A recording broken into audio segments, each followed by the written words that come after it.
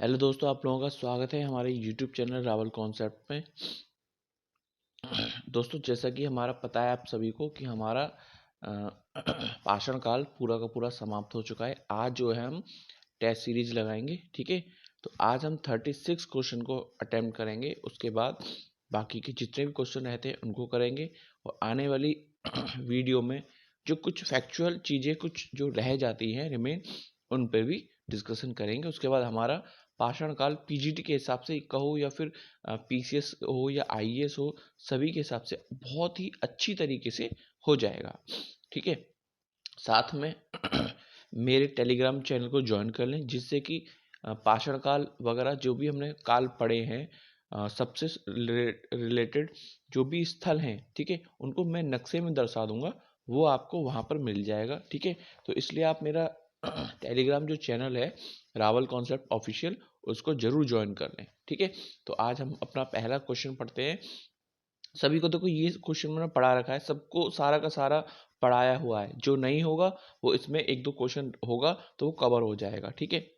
तो पहला क्वेश्चन है हमारा, प्रागैतिहासिक का अर्थ क्या है, ठीक है। तो बहुत अच्छे से मैंने पहली ही वीडियो में जो इंट्रोडक्शन दिया था, पहली में ही बताया था प्रागैतिहासिक का अर्थ क्या है, ठीक है। तो इसका जो ऑप्शन क्या होगा आपको पता है, इसका ऑप्शन नंबर क्या होगा?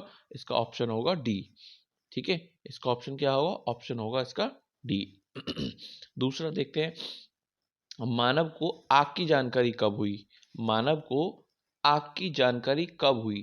देखो, जानकारी की बात कर रहा है, उपयोग की बात नहीं कर रहा है। तो सभी को पता है, जैसा कि मैंने आपको बताया था कि भाई आग की जानकारी जो हुई थी वो निम्नपुरा पाषाण काल में हुई थी, ठीक है। कब हुई थी? निम्नपुरा पाषाण काल में, ठीक है। तो कब हुई थी? निम्नपुरा पाषाण काल में। चलो देखो आगे। देखो, पेबल उपकरण किस से संबंधित है? पेबल उपकरण किस से संबंधित है? इसका जो आएगा वो आएगा ऑप्शन बी, ठीक है। कौन सा ऑप्शन आएगा? ऑप्शन नंबर बी, ठीक है, निम्नपुरा पाषाण काल से। आगे देखते हैं, सोहन घाटी का संबंध किससे है? सोहन घाटी बहुत ही डिटेल में पढ़ाया था इसका भी। इस ये क्वेश्चन नंबर 4 है और इसका भी ऑप्शन क्या है? निम्न पुरापाषाण कालीन जो स्थल थे उनसे, ठीक है। सोहन घाटी के बारे में मैंने आपको बताया था, ये कहाँ पाई जाती है? पाकिस्तान में, ठीक है, सोहन नदी के आसपास। देखो आगे, बेलन घाटी से प्राप्त औजार संबंधित है, निम्नलिखित जो 4 ऑप्शन दिए हुए हैं इनमें से किससे संबंधित है? बेलन घाटी के से प्राप्त औजार संबंधित है। क्या होगा इसका ऑप्शन? इसका ऑप्शन होगा आपका सी, ठीक है, निम्न पुरापाषाण काल से। ठीक है, बहुत ही आसान हो जाएंगे आपको, क्योंकि इतना डेप्थ में हम पढ़ चुके हैं, तो सब कुछ आसान हो जाएगा आपके लिए। तो इस स्पेशली मेरी सारी वीडियो को अगर आप खुद से बैठ के नोट्स बनाएंगे, तब तो समझ लो आपको टिप्स पे याद होने वाला है। कुछ भी क्वेश्चन कभी किसी भी एग्जाम का, इंडिया में जितने भी एग्जाम कंडक्ट होते हैं, किसी भी एग्जाम का तुम्हारा टॉपिक से क्वेश्चन छूटने वाला नहीं है। इसीलिए अधिक से अधिक शेयर करें, सब्सक्राइब करें, अधिक से अधिक लोगों को लाभ पहुंचना चाहिए। तो हमारा कौन सा था? क्वेश्चन नंबर 6, ठीक है। कि ये क्या था? मानव की आखेट और खाद्य संग्राहक की अवस्था जुड़ी हुई है, ठीक है। तो इसका ऑप्शन क्या आएगा? सही आंसर क्या होगा? पुरापाषाण काल से, ठीक है। मानव की आखेट वाला ये हमने बहुत अच्छे से पढ़ाया था। और खाद्य संग्रह की अवस्था कहाँ से है? पुरापाषाण काल से। देखो, 7वां क्वेश्चन है, सल्क से बने औजार संबंधित हैं। सल्क से बने औजार संबंधित हैं, ठीक है। मैंने आपको बताया था मध्य पुरापाषाण काल से। और जो वीडियो ये पहली बार देख रहे हैं, वो प्रीवियस ईयर की सारी वीडियो देखें, पेशेंस के साथ देखें, ठीक है। जिसमें पेशेंस नहीं है वो देख ही नहीं पाएगा। और सारी की सारी वीडियो को देखें, उसके बाद टेस्ट सीरीज लगाएं, तब समझ में आएगा। जो बंदा पहली बार देख रहा है, जो स्टडी पहले से कर चुका होगा, तो उसको तो समझ में आएगा। लेकिन जो नया बंदा है वो केवल सीरीज देखेगा, तो सीरीज देखने का फायदा तभी है जब पहले सारी वीडियो देखो, अच्छे से नोट्स बनाओ, उसके खुद से बनाओगे तो बहुत ही बेटर। बाकी मैंने हैंड रिटन दिए हैं, ठीक है। वीडियो को देखोगे तभी वो मेरे नोट समझ में भी आएंगे, वरना नहीं आएंगे। देखो, अगला है क्वेश्चन नंबर 8, भीमबेटका का संबंध किससे है? भीमबेटका का संबंध किससे है? तो सिंपल सा है, प्रागैतिहासिक स्थल जहां से चित्रकला के साक्ष्य प्राप्त हुए हैं, यानी कि ऑप्शन नंबर सी, ठीक है। आगे देखते हैं। क्वेश्चन नंबर 9 है पशुपालन संबंधित है, पशुपालन किससे संबंधित है? तो इसका ऑप्शन नंबर क्या है? इसका ऑप्शन नंबर है डी, मध्यपाषाण काल से। ठीक है, किससे? मध्यपाषाण काल से। आगे देखते हैं, क्वेश्चन नंबर 10 देखते हैं। भारत के दो सबसे पुराने ज्ञात मध्यपाषाण कालीन स्थल कौन से हैं? ठीक है, भारत के दो सबसे पुराने ज्ञात मध्यपाषाण कालीन स्थल कौन से हैं? तो इसका ऑप्शन क्या होगा भाई? सिंपल सा है, मैंने बहुत अच्छे से बताया था, सराय नाहर एवं मेहदा। ठीक है। आगे देखते हैं। प्रारंभिक गर्त स्तंभ कहाँ पाए गए? प्रारंभिक गर्त स्तंभ पाए गए हैं निम्नलिखित में से कौन सा ऑप्शन होगा? ठीक है, वही सेम होगा, सराय नाहर और मैदाहा। अगला क्वेश्चन है, मानव द्वारा पाला गया पहला पशु कौन सा था? मानव द्वारा पाला गया पहला पशु कौन सा था? तो देखो, सबसे पहले मैंने आपको बताया था कि किसी जो प्रमाणित हो चुका है, ठीक है, तो कश्मीर में हमने देखा था कि मानव के और कुत्ते के दोनों के अपशिष्ट साथ में पाए गए थे। ठीक है, तो इसी आधार पे हम क्या मानते हैं? कुत्ते को सबसे पहला पालतू जानवर या पशु मानते हैं। ठीक है। अगला है क्वेश्चन नंबर 13। मानव द्वारा प्रयोग की गई पहली धातु थी, बहुत ही आसान है, तांबा। ठीक है, ऑप्शन नंबर ए। आगे देखते हैं। मानव द्वारा उपयोग में लाई गई पहली फसल, देखो वो बोल रहा है उपयोग में लाई गई, मतलब जिसका यूज करा हो। ठीक है, क्वेश्चन को जितना भी घुमाए आपको अच्छे से पढ़ना है, जल्दी जल्दी नहीं करना है कुछ भी। उपयोग में लाई गई, ठीक है। तो वो कौन सी चीज है? वो है फसल गेहूं। ठीक है, ऑप्शन नंबर बी। आगे देखते हैं। कृषि का प्रथम उदाहरण कहाँ से प्राप्त हुआ? कृषि का प्रथम उदाहरण कहाँ से प्राप्त हुआ है? ठीक है, कहाँ से प्राप्त हुआ है? देखो, मेहरगढ़ से प्राप्त हुआ है और नवपाषाण काल में। ठीक है, बहुत डिटेल में दे रखा है इसमें, मेहरगढ़ से प्राप्त हुआ है और नवपाषाण काल में। आगे देखो, कोल्डी हवा का संबंध किससे है? कोल्डी हवा का संबंध किससे है? चावल के प्राचीनतम साक्ष्य से। ठीक है, तो ऑप्शन नंबर ए। आगे देखते हैं 17वां क्वेश्चन। बुर्जोहोम संबंधित है, बुर्जोहोम किससे संबंधित है? बी, नवपाषाण कालीन स्थल से संबंधित है। बुर्जोहोम नवपाषाण कालीन कालीन स्थल से संबंधित है। आगे देखते हैं। 18वां क्वेश्चन है, पूर्वी भारत का प्रमुख नवपाषाण कालीन स्थल कौन सा है? चिराद। ठीक है। सॉरी, थोड़ा सर्दी हो रही है। ठीक है, आगे देखते हैं। कुंभकारी प्राप्त हुई है, कुंभकारी सॉरी प्रारंभ हुई है, किस काल से कुंभकारी प्रारंभ हुई है? 19वें का क्वेश्चन है, कुंभकारी कब से प्रारंभ हुई है? ठीक है, तो इसका ऑप्शन क्या आएगा? सी, नवपाषाण काल से। ठीक है, कहां से? नवपाषाण काल से कुंभकारी के साक्ष्य या फिर प्रारंभ हुई है, इस बात का प्रमाण मिले हैं। ठीक है, आगे देखते हैं। बहुत आसान है अगला भी। अगला है 20वां।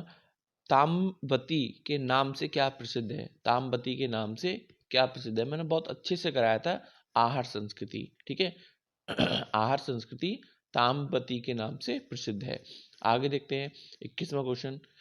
कनिष्ठ हड़प्पा की कनिष्ठकालीन, देखो मैंने कनिष्ठकालीन बहुत सिंपल सिंपल से क्वेश्चन कराए थे, सीधा सीधा क्वेश्चन पूछ रहा है। कनिष्ठकालीन संस्कृति हड़प्पा की कौन सी है? कायथा संस्कृति। ठीक है, कायथा संस्कृति। अगला है, इनाम गांव ताम्रपाषाण युग की एक बड़ी बस्ती थी, कौन सा? ताम्र पाषाण संस्कृति, कहाँ थे हम? हाँ, ताम्र पाषाण संस्कृति निम्नलिखित में से नहीं, 22 में देखते हैं पहले दोबारा। इनाम ये हो गया? नहीं हुआ, ये नहीं हुआ। ये था पहले 21 से दोबारा रिवीजन कर लेते हैं, थोड़ा कंफ्यूजन हो गया, कहाँ तक हो गया था। हड़प्पा की कनिष्ठ कालीन संस्कृति कौन सी थी? कनिष्ठ कालीन, तो कायथा संस्कृति थी। 22 में देखते हैं, इनाम गांव इनाम गांव ताम्र पाषाण युग की एक बड़ी बस्ती थी। ठीक है, इसका संबंध किससे था? इसका संबंध किससे था? तो भाई इसका संबंध जॉर्वे संस्कृति से था। बहुत सीधा सीधा मैंने बताया था आपको। आगे देखते हैं।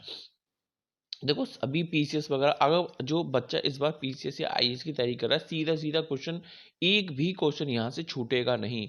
कल्चर या फिर आपका जो भी रहता है तुम्हारा पाषाण काल से संबंधित रहता है प्राचीन भारत में, तो सारा का सारा आईएएस हो, पीसीएस हो, पीजीटी हो, जो कि अभी आईएएस और तुम्हारा पीसीएस होने वाले हैं, ठीक है, जून में होंगे। 5/1/5/6 को होगा, और आपका होगा वो पीसीएस होगा 12/6 को, ठीक है। तो कुछ दिन के अंतर से ही है।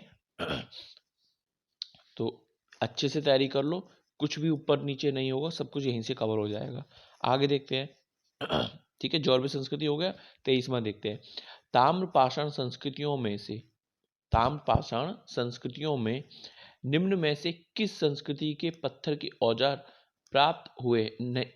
नहीं प्राप्त हुए हैं? तो भैया वो आहार संस्कृति है, मतलब कि ऑप्शन नंबर बी, ठीक है। आगे देखते हैं 24वां। दैमाबाद का संबंध किससे है निम्नलिखित में से? तो बहुत आसान है, ऑप्शन नंबर ए, ताम्रपाषाण कालीन स्थल से। देखो मैं तेज तेज पढ़ रहा हूँ क्योंकि वीडियो करनी है, लेकिन आपको जब करना है तो अच्छे से सारे सारे ऑप्शन पढ़ने हैं, सोचना है, विचारना है, तब करना है, ठीक है। दैमाबाद का संबंध किससे था? ऑप्शन नंबर ए, ठीक है, ताम्रपाषाण कालीन स्थल से। आगे देखते हैं 25वां। बड़ी संख्या में दफनाए गए बच्चों के समाधान प्राप्त होते हैं किस जगह से या किस संस्कृति से प्राप्त हुए हैं? तो भैया वो है 25वें 25वां जॉर्वे संस्कृति से, ठीक है, जॉर्वे संस्कृति से। आगे देखते हैं गिलुड स्थल का संबंध है, गिलुड स्थल का संबंध किससे है? मैंने अच्छे से बताया था आपको, गिलुड स्थल का संबंध आहार संस्कृति से है, ठीक है। आगे देखते हैं ताम्र पाषाण मृद भांडों में, ताम्र पाषाण मृद भांडों में उत्कृष्टतम मृद भांड किस कहाँ के हैं? भाई मैंने डिटेल में बताया था, बिल्कुल एग्जैक्ट यही लाइन लिख के मैंने लगभग बता दी थी कि भैया मालवा के, ठीक है, मालवा के मृद भांड ताम्र पाषाण काल के सबसे उत्कृष्ट मृद भांड है, ठीक है। आगे देखते हैं आंध्र प्रदेश का उतनूर, आंध्र प्रदेश का उतनूर का संबंध किससे है? ठीक है, आंध्र प्रदेश के उतनूर का संबंध किससे है? तो भाई उसका ऑप्शन नंबर ए होगा, नवपाषाण कालीन संस्कृति से, ठीक है, नवपाषाण कालीन संस्कृति से। आगे देखते हैं, देखो ये भी मैंने सारे के सारे स्थल लिखाए थे आपको, और इसीलिए तो फायदा रहता है डिटेल में पढ़ने से, कुछ नहीं छूटता, ठीक है। देखो चलो इसको देखते हैं। हल्लूर पिकलीहल, संगनकल्लू, टी नरसिंहपुर तथा पेयमपल्ली का संबंध किससे है? नवपाषाण कालीन संस्कृति से। बहुत अच्छे से बताया था मैंने। माइक्रोलिथ सबको पता होगा, माइक्रोलिथ औजार का संबंध माइक्रोलिथ औजार का संबंध मध्य पाषाण काल से। देखो इस पे मैंने करेक्शन कराया था, आपको अगर याद हो तो मैंने इस पे करेक्शन करा के बहुत डिटेल में, जब मैंने पूरा पाषाण काल पढ़ा रहा था तो उसके 3 खंड पढ़ाए थे, तो मैंने एक बार उसमें मध्य पाषाण काल में समझाने के लिए माइक्रोलिथ शब्द का उपयोग करा था। तो फिर जब मैंने मध्य पाषाण काल को डिटेल में समझाया था, तो वहाँ पे मैंने क्लियर करा था कि वो मध्य पाषाण काल, मैंने बेशक वहाँ पर उसका जिक्र करा है, लेकिन जो माइक्रोलिथ औजार हैं वो स्पेसिफिक मध्य पाषाण काल से संबंधित होते हैं, ठीक है। तो मैंने वहाँ पे करेक्शन करा था, ठीक है, तो याद रखना, अच्छे से मेरे को याद भी है, ठीक है। आगे देखते हैं, तो ये क्लियर हो गया माइक्रोलिथ औजार का संबंध किससे है? मध्य पाषाण काल से। आगे देखते हैं राजस्थान का बागौर और मध्य प्रदेश का आदमगढ़ संबंधित है, किससे संबंधित है? क्वेश्चन नंबर 31वां, ठीक है। तो इसका आंसर क्या होगा? सी, मध्य पाषाण काल से, ठीक है। आगे देखते हैं सबसे कम अवस्था थी किस काल की? सबसे कम अवस्था थी सबसे पहली की, जब मैंने क्लास पढ़ाई थी, तो अगर उसको भी ढंग से बच्चा एनालाइज करके चलता है, पढ़ता है, तो भैया उसमें मैंने डेट वगैरह भी लिखाई थी, ठीक है। तो डेट से सीधा सीधा पहली ही क्लास से पता चलता है कि जो सबसे कम अवस्था थी वो किसकी थी? मध्य पाषाण काल की थी, ठीक है। और मध्यपाषाण काल को संक्रमण का काल भी कह देते हैं, ठीक है। मतलब दोनों कालों की विशेषता थी उसमें, ठीक है। तो आगे देखते हैं। 33वां क्वेश्चन है, आधुनिक मानव होमोसैपियंस का प्रादुर्भाव कब से हुआ? ठीक है। प्रादुर्भाव कब से हुआ? तो आप सबको पता है, उच्च पुरा पाषाण काल में, ठीक है, उच्च पुरा पाषाण काल में। आगे देखते हैं। 34 क्वेश्चन है, इसमें 36 टोटल है, बस खत्म होने वाला है। 34 भाई, वीडियो को अच्छे से शेयर करें, सब्सक्राइब करें। कल वीडियो नहीं डल पाई थी, उसका रीज़न था, ठीक है। मैंने एक दिन गैप दे दिया था मैंने, जिससे कि रिवीजन कर सकें जो जो बच्चे फॉलो कर रहे हैं। जो नहीं कर रहे वो अलग बात है, उनकी अलग समस्या है, लेकिन अधिक से अधिक मैं चाहूँगा मेरी वीडियो को अधिक से अधिक शेयर करें, सब्सक्राइब करें, थोड़ा हेल्प हो जाती है, ठीक है। तो अधिक से अधिक शेयर कर दें, सब्सक्राइब कर दें, थोड़ा मेरी हेल्प हो जाएगी। अधिक जल्दी से जल्दी मुझे मोनेटाइज कराना है अपना चैनल, ठीक है। तो मुझे जो भी अर्निंग होगी, मुझे आप लोग अपनी घरों में बैठ के सुविधा से पढ़ते हो, लेकिन मैं उस सोसाइटी को हेल्प करना चाहता हूँ जो बच्चे पढ़ना चाहते हैं, लेकिन जिनके पास किसी न किसी वजह से कोई ना कोई आर्थिक रूप से समस्या हो या कुछ और समस्या हो, तो मैं उन लोगों तक भी अपनी स्टडी को ऑफलाइन के थ्रू पहुंचाना चाहता हूँ। जो बच्चे पर्सनली मेरे स्टूडेंट हैं ऑफलाइन वाले जो सुन रहे हैं, उनको पता है, लेकिन जो नए बंदे हैं उनको नहीं पता है, ऐसे जो मुझसे नए जुड़ रहे हैं। तो मेरी फीलिंग्स को भी थोड़ा समझ के चलो, इससे थोड़ी सी हेल्प चाहिए, आप अधिक से अधिक शेयर करें, ठीक है। Thank you. चलो आगे देखते हैं। आपका क्वार्टजाइट पत्थरों के स्थान पर, क्वार्टजाइट पत्थरों के स्थान पर जैस्पर, चर्ट आदि के पत्थर सर्वप्रथम प्रयुक्त होते थे। कब होते थे प्रयुक्त? बताया था मैंने, मध्यपुरा पाषाण काल में, ठीक है, मध्यपुरा पाषाण काल में। और बाकायदा सारे के सारे पत्थर मैंने लिखाए भी हुए हैं, ठीक है। आगे देखते हैं। देखो अगला क्वेश्चन थोड़ा बहुत ध्यान से देखने वाली बात है। अग्नि का उपयोग करना मानव ने सर्वप्रथम कब सीखा या सीखा, ठीक है। तो कब सीखा था उसने? तो देखो जानकारी उसे पहले थी, लेकिन उपयोग की जानकारी उसे कब हुई? नवपाषाण काल में। तो ऑप्शन नंबर ए ही सही बैठ जाएगा। तो ऑप्शन नंबर ए, ठीक है।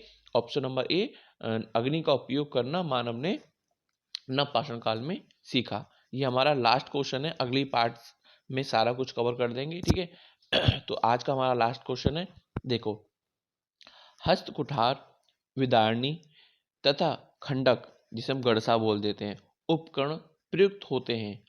कहाँ से प्रयुक्त होते हैं? ये सारे तीनों चारों कहाँ से प्रयुक्त होते हैं? निम्न प्रापाषाण काल में प्रयुक्त होते हैं, ठीक है। ये कहाँ होते हैं? निम्न प्रापाषाण काल में, यानी कि ऑप्शन नंबर बी, ठीक है। तो आज की हमारी वीडियो में इतना ही था। आपसे यही रिक्वेस्ट है कि भाई अधिक से अधिक शेयर कर दें, सब्सक्राइब कर दें चैनल को। बहुत मेहनत के साथ पढ़ाऊंगा, अभी कुछ भी मेहनत नहीं है, बहुत ही मेहनत के साथ आपकी वैकेंसी आने वाली है। आप अच्छे से मेहनत करें, ठीक है। तो फॉर इतना ही कहना चाहूँगा। Thank you for watching. अधिक से अधिक शेयर करें, सब्सक्राइब करें और बेल आइकन प्रेस जरूर कर लें। Thank you for watching again.